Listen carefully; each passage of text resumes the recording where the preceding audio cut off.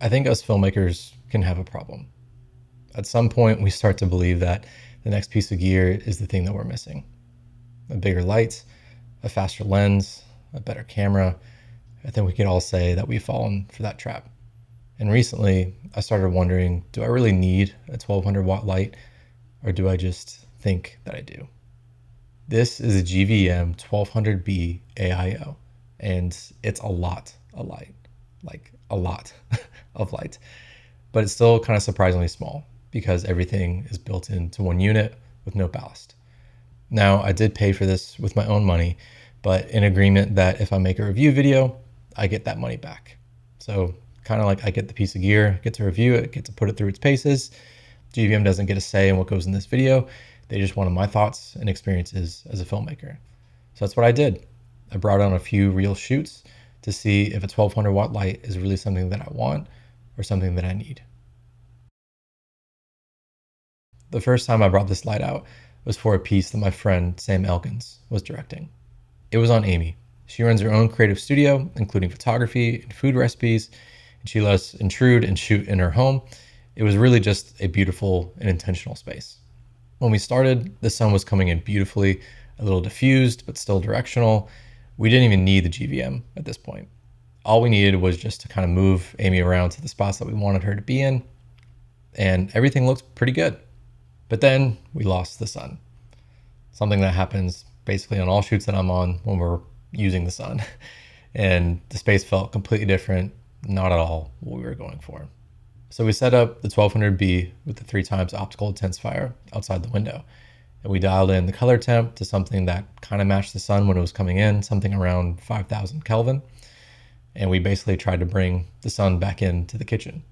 And honestly, we got some of our favorite shots that day. Now, it looked a little bit more sourcey. It looked kind of like the sun was like right there.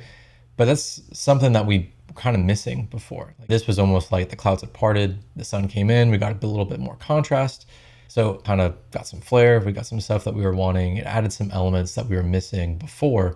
So we were really happy that we ended up setting up the GVM on that specific shoot because, again, it added some stuff that we were missing before. And that was a nice moment for me as a DP. When we first walked into the location, I could tell there were some nice light elements that were coming in. Even though the sun wasn't just completely shining through, it was still kind of going through the haze that was coming through Venice at that time. So it looked nice. And I could have, as a DP, just forced, let's put up some lights, let's control this area. But instead, we tried to use the natural elements that were coming through. But when we definitely lost the mood that we were going for, I had a light on the truck that I owned that we were able to put up within 30 seconds to a minute and still get a mood that we were going for that shoot. The second time I brought the GVM out was for a sports doc shoot with my friend Trent Irwin. You've probably seen him on this channel a few times. And this was the second time that we were shooting with the university for the same documentary. And the first time that we were shooting, our lights were a little underpowered for the look that we were going for. We had a 720B with a few LED panels, and it passed, but we weren't getting as much punch as we wanted on the interviews, especially because we were shooting a lot of wides for our A cam, which is in this space that we were in was just beautiful. So our lights had to be backed up quite a bit. So this time I brought the GVM 1200B with the 3x optical intensifier, and I had to fly and I had to check to see if everything would fit in one case. And fortunately it did. And it's all under 50 pounds. So yes, you can fly with this light. And when we got it on set, it was clear how much brighter the 1200B was than the 720B. And that was great because we could move the light back from the diffusion a little bit and fill up the whole 8x8 frame, which really gave this nice diffused look, but still had some nice punch to it that brought the subject out of the background a little bit more than the 720B would have been able to. So compared to the first shoot, it was clear that this was the kind of light that we were missing. It was just a bit more output. We were able to fill up the 8x8 frame much better, again, with more light. And to me as a DP, this was the clear use case for this. We knew the look that we wanted, and we knew that a 1200B would get us there. And I'm glad that we brought the GVM out on this shoot. The last shoot that we brought this GVM out for, and maybe my favorite, was a shoot early this year up in Lake Tahoe, again with Sam Elkins.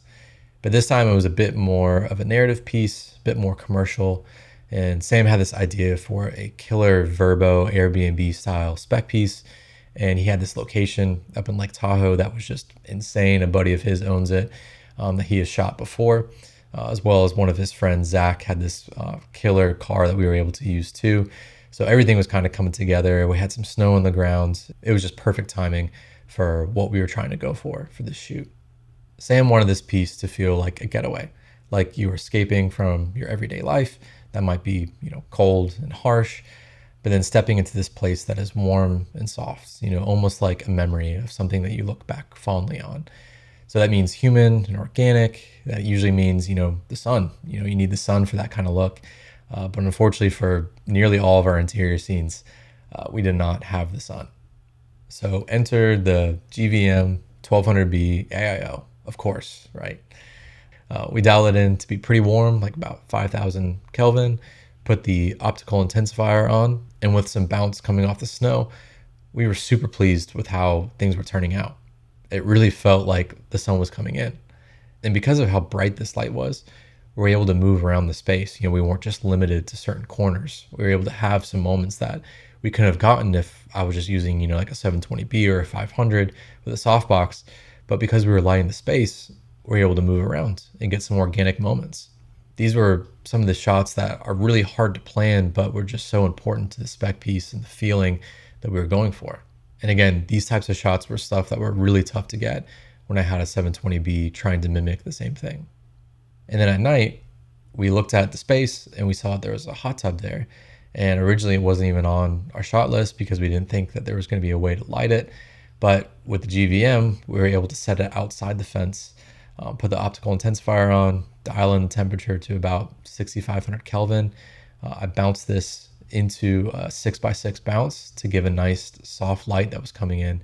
And it was hitting, the house, it was hitting the snow, it was hitting our talent. So it looked really natural, almost like moonlight. Again, not something I could have done with lower powered lights. And I was on an 18 mil lens for this like little running shot. And because of the output, the light wasn't in frame. And without the 1200B on that shoot, we would have lost a lot of shots that ended up being integral to the whole spec piece that we were shooting. And the mood and everything would have been lost a little bit because the sun wasn't playing for us. So after these 3 shoots, I asked myself the same question that I started with. Do I really need a 1200 watt light, specifically a 1200B? Now for me, as an owner operator and using the GVM 1200B AIO for a few months, my answer is 100% absolutely yes. More than I thought, actually. But that does come with a few caveats, which I'll get into now. So first, a 1200B or a 1200 watt light is not always the right tool for the job. Sometimes smaller, lighter lights can get the job done. And for most of my career, I've been doing this with lower powered lights and getting away with it most of the time, being able to adapt. But you're not given the same flexibility if you really do need a lot of output. The second is cost. A 1200 watt light is an expensive tool and is an investment. And right now, renting might make the most sense for you. But at the same time, this GVM 1200B AIO is the cheapest option on the market for a 1200 watt light. The third is grip. Depending on what you own, you might need to upgrade your C-stands or combo stands in order to hold a light like this, which is 25 pounds plus. I've been getting away with some heavier duty C-stands that I've already owned, but I will definitely be needing to upgrade soon to a combo or something along those lines. The fourth is power.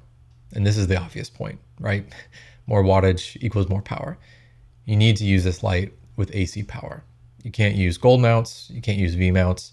You can, of course, use a generator, but I feel like that might not be something that you're doing. And if you are using generators, this point isn't going to bother you anyway.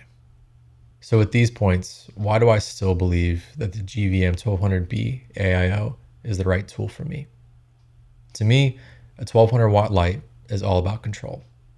I need to be prepared as the DP, as the gaffer, to be able to deliver on the image that I promised to the director, no matter what the sun or the natural elements are doing. And a big part of that is lighting. An even bigger part of that is having bigger lights. And to me, that's where the 1200B comes into play really nicely, specifically with the 3x optical intensifier as well. The color is great.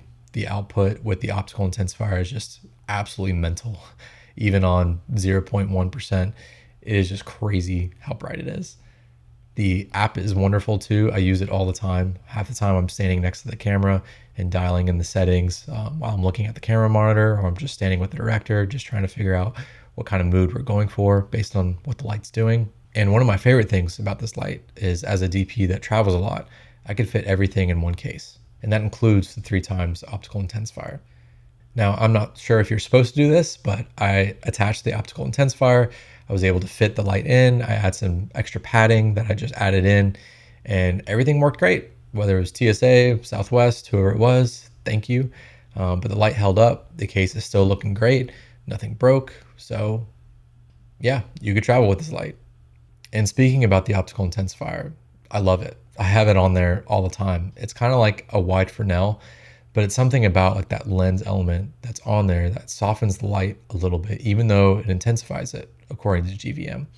There was a time on that Lake Tahoe shoot that Sam, he really likes shooting front lit, and that's usually something that I try to stay away from. And that's something he just wanted me to try with the GVM just shining through the window. And surprisingly, it looks really soft and yet punchy at the same time. We tried some diffusion in front of it, but it just knocked the output way too low and honestly didn't end up being all that much softer. So there's something about that optical intensifier that, yes, it does bring up the output a little bit, but it still kind of cuts down and softens the light, that it's still very pleasing. I don't know if that has anything, to do with Fresnels. Again, that's not my expertise, but all that I know is that I use it all the time. I don't even think about taking it off. And I'm very happy with the light coming out of it, even without diffusion. Now, when it comes to the light itself, I've used the Aperture and Nanlux versions of their 1200Bs, and I feel like the GVM stacks up really well. The build quality is super nice. The buttons are really easy to use. There's no stickiness or anything like that. It's very satisfying turning the knob, turning on the light, turning off the light. And I really like having everything built in too, that there's no ballast that you have to worry about. And that might not be right for your workflow, but for me, that's on kind of indie sets, run and gun commercials, it actually does save time. And I know you're probably thinking about all the controls being, up on the light if it's up really high. Again, I've had no issues with the app. I use it all the time. Again, most of the time I'm just standing next to the camera and dialing in, and the light's like 50 feet away or something. I'm not having any issues. So yeah, I like having everything built in one, and it helps me when I'm traveling too. But if for some reason the all-in-one system does not work for your workflow, GVM does have a ballast system for another 1200 watt light that they have on their site. But again, to me, the all-in-one is just so fast. It just helps me get the light up quicker and on. And to me, that a DP that's on run and gun sets, that makes a big difference. So to wrap things up, personally, I think if you need a 1200 watt light, you probably already know who you are.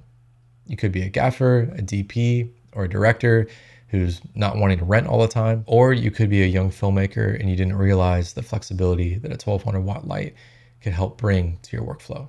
Now, I'm not trying to add to the constant noise of what you need or don't need to be buying as a filmmaker, but I am genuinely impressed with this GVM 1200B AIO.